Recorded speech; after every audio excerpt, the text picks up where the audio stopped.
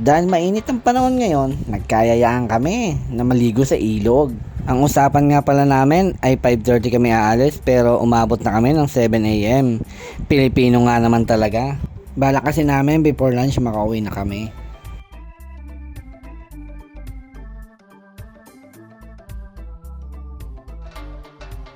At malapit na nga kaming dumating sa ilog.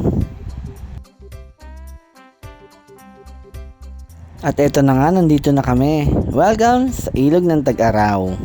Dito lang to, sa Santo Tomas, Batangas. Ito nga pala ang kanilang entrance. May bababaan kang hagdanan. Hey! Hey!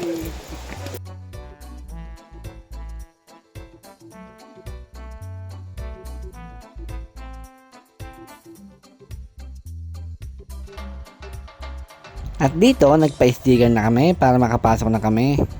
Dito nga pala, 2 years old pababa, libre na dito. Ang saya, di ba? Hindi na nga pala kami nag-cottage kasi ligo lang talaga ang habol namin. Pwede kang hindi mag-cottage dito basta wala kang dalang pagkain. At sa kabilang banda, para makatipid na rin kami.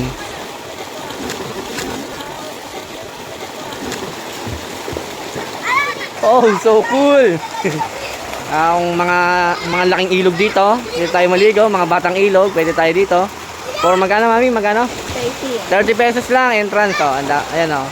Kasi yung tahimik na paliguan, magandang place. Ayan, pwede tayo dito. Ayan, konti lang naliligo pero mamaya marami na yan. Tapos malilim, mapuno, magandang place.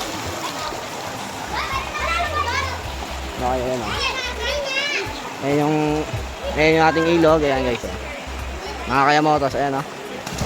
Mga batang ano dyan, ilog oh. Kung gusto nyo mag-enjoy sa mga ilog, dito tayo. Yan ang place dito.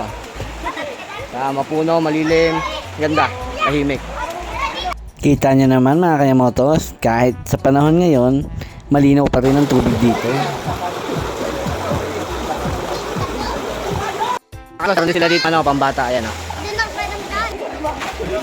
At di na nga kami nagpaabot ng tanghali. Umuwi na kami at dumaan muna kami sa isang sikat na kainan dito sa amin. Marami sila ditong samot-saring pagkain. Merong lutong ulam, mga dessert, mga pasalubong at marami pang iba. For this time, lomi lang ang in-order namin. At good na to para sa amin. Pagkatapos ay umuwi na nga kami sa bahay. At tingnan nyo, mga tulog na mga junakis. Napagod talaga sila sa isang araw na banding namin. Hanggang dito na lang. Bye mga kayamotos!